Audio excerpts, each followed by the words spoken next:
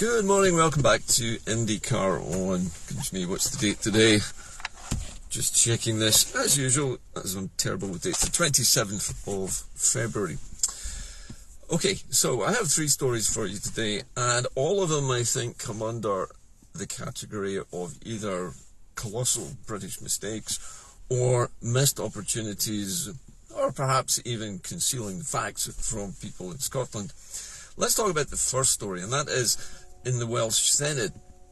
A Tory politician, who is also a part-time farmer, I understand, has complained in the Senate about the fact that his EU subsidies, which of course all farmers were paid while we were members of the EU, has now suddenly dried up.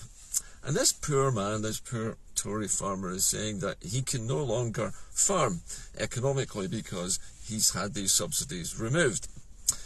He conveniently forgot to mention the fact that it was he himself who campaigned for Brexit, which is exactly what has caused him to lose all of these subsidies. Now, the United Kingdom government has decided in its wisdom to do what it always does when funding is cut to a particular group of individuals or a particular industry in the United Kingdom, and that is to provide half the funding that is actually required. Now, this is a characteristic of all United Kingdom policies, that you never give somebody exactly what they need. You always give them precisely half of what they need, and they have to try and find the rest or muddle through. But what it means is that not just Wales, because this affects all of us, the entire United Kingdom, all four parts of it, including Northern Ireland, Wales and Scotland, our farmers are all now faced with a stark choice. How do they continue to farm when the EU subsidies, which kept farming across the entire European Union on its feet, how are they going to survive without this? Apparently the only way now in which farmers can gain extra subsidies from the United Kingdom is if they perform some kind of environmental improvements on their land. Now, that might sound like a way of getting around this problem and providing some, really well-needed funding for farmers across these islands. The problem with this is if they start doing these environmental works, perhaps planting trees and setting aside areas for wildlife, while they're doing that, they're not farming. And while they're not farming, they're not making any money. And it's the money that they need. Now, with food prices and food imports skyrocketing now, that European Union trading regulations are being applied, and that means tariffs and taxation and red tape on everything coming and going into and out of the European Union from this side of the pond, as it were. That means that food is more expensive generally. It also means that farmers are going to be forced to raise the prices which they charge for their produce in order to keep their farms in an economically viable state.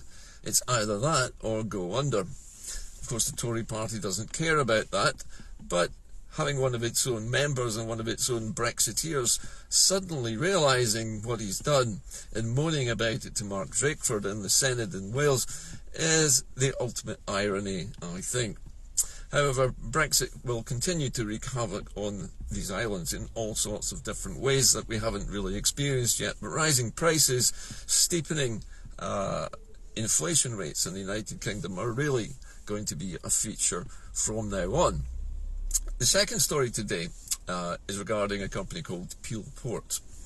Those of you who know Scottish shipbuilding history will know that all across the Clyde particularly, there were all kinds of facilities available for not just building ships, but also for repairing them. And one of the largest such repair facilities was built at Inchgreen in Greenock, I believe in 1964. Its very first job, actually, was the fitting out of the Cunard liner, the Queen Elizabeth II, then one of the largest ships in the world. In fact, I seem to recall that the youthful Prince Charles was on board when it was gently propelled into the dry dock to have all of its interior fitted out. This dry dock at Inchgreen is enormous. It is vast, and it's probably one of the largest of its type anywhere on the planet. And the people of Greenock have been campaigning for decades to have this thing brought back into profitable use as basically a ship repair yard. There are massive supertankers, ocean liners, There are cruise liners, there are many, many more ships on the sea now which require repair facilities, and the market is growing.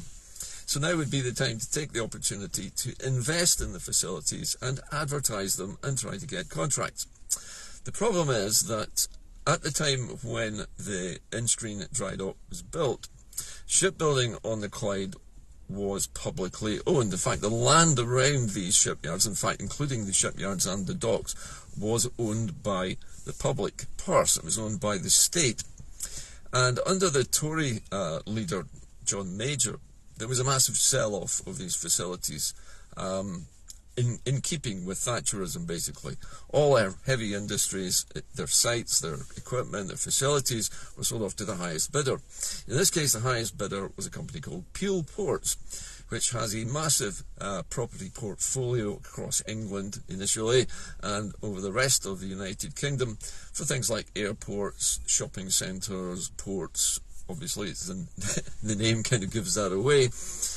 But Peel Ports has a bit of form here for making sure that investment, when it does appear, tends to be made in the south coast of England. So there are ship repair yards there which get investment.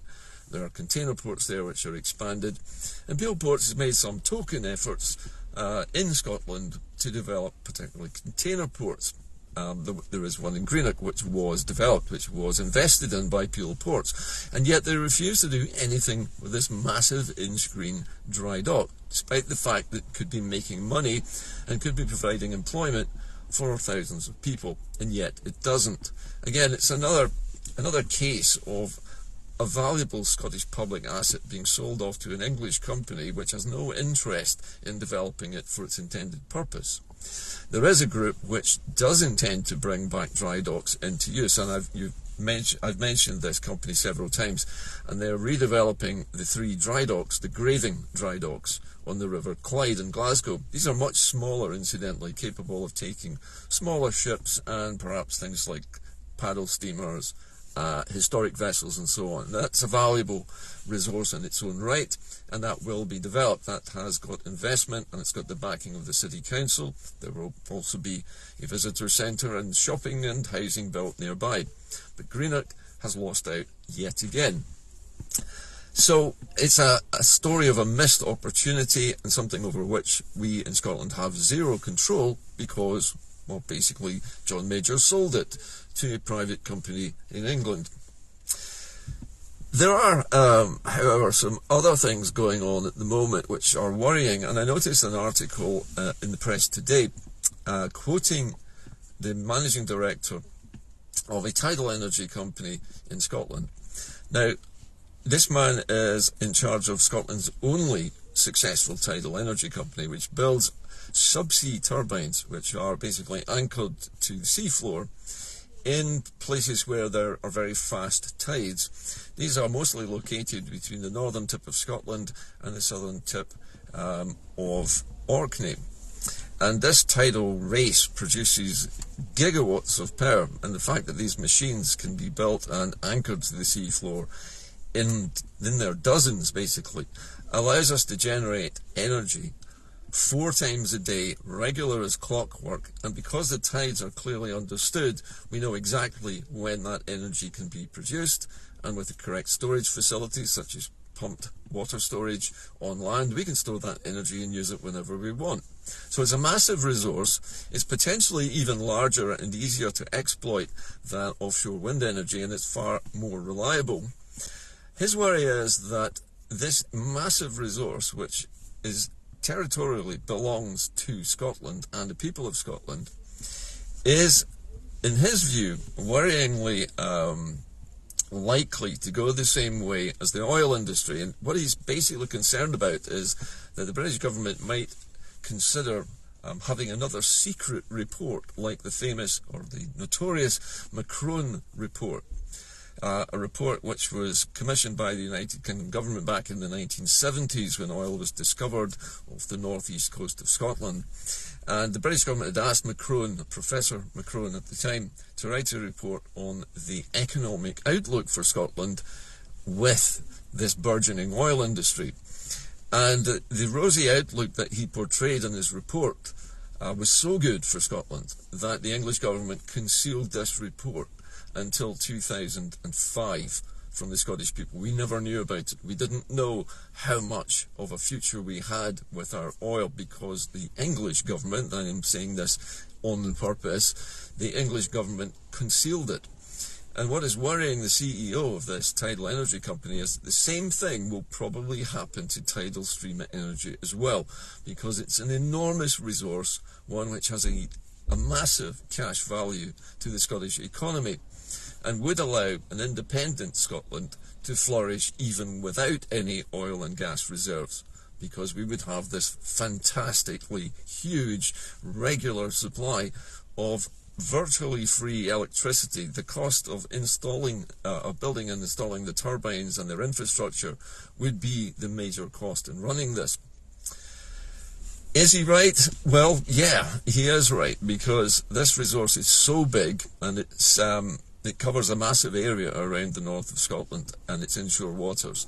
There's a tremendous amount of power available, not just to the north of Scotland, but also in the narrow channel between the Mull of Kintyre and the northeast coast of Northern Ireland, where there is also a very strong tidal stream there. Problem with that area, unfortunately, is the United Kingdom's Ministry of Defence dropped hundreds of thousands of tons of unused explosive ammunition from various world wars, not to mention toxic waste, including all kinds of nasty chemicals. So it would be quite difficult to locate the machines in that channel. But having said that, the resource is still massive.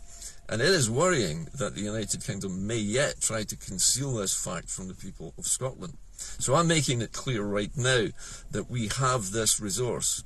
I published a paper way back when I was a teenager on the potential for tidal energy back in 1976. Even when the oil was being discovered, I knew there was a massive amount of tidal energy out there, and I figured out a way in which it could be done. But in 1976, having a massive set of dozens of tidal arrays around the coast of Scotland would have been very difficult to manage without modern computers. But now we have those modern computers, and we have a grid system which can be switched in and out, on and off, bringing in all sorts of different power reserves. We've got the ability to manage it now. So that is a resource which Scotland should really hang on to and not allow the British government to conceal its importance from us. So I'm making sure that you know how important this is. It's as important and potentially even more important than oil, because it's entirely green. It's dirt cheap, considering that the tide runs for free 4 times a day, and it goes on forever, and it doesn't matter whether it's day or night, windy or sunny, it always works. And therefore we have something which no other country has in such a large quantity. It was estimated originally that we had approximately 25% of the available tidal energy in Europe. That was since proved to be a slight overestimate, but it doesn't really matter because we have so much of it. We could probably produce 4 or 5 times as much electricity as we actually consume. And that would mean we could export that to 4 or 5 other small countries of a similar size. And that would bring us in a massive amount of money every year. So Professor Macron, I don't know if he's still alive, but if there is an equivalent new Professor Macron being asked to write such a report, I would just request that he lets us know and leaks it to the public rather than allowing the British government to conceal it from the Scottish people yet again. Anyway, that's it for today's programme. But as I say, it's a story of huge blunders when it comes to Brexit, and Tory farmers actually beginning to complain about exactly what they voted for. And then a wasted resource in Greenock which desperately needs to be developed for commercial purposes and should be. And then we have the potential for tidal energy for Scotland being massive, and yet there is a risk that it may yet be concealed from us by a British government that doesn't want Scotland to know just how easily it could be independent. That's it from IndyCar today. I hope you've enjoyed the programme. I will see you again later in the week when I should have some more interesting news, I hope. Thank you for staying with the programme. Thank you for your continued donations. They really help make this programme go. And also thank you to Steve Anderson, who is as my YouTube uploader and editor for his continued support in getting this live stream onto YouTube, where it gets 6 times the audience that it does here on Nick Clegg's Facebook. I'll see you soon. Keep the faith. Bye for now.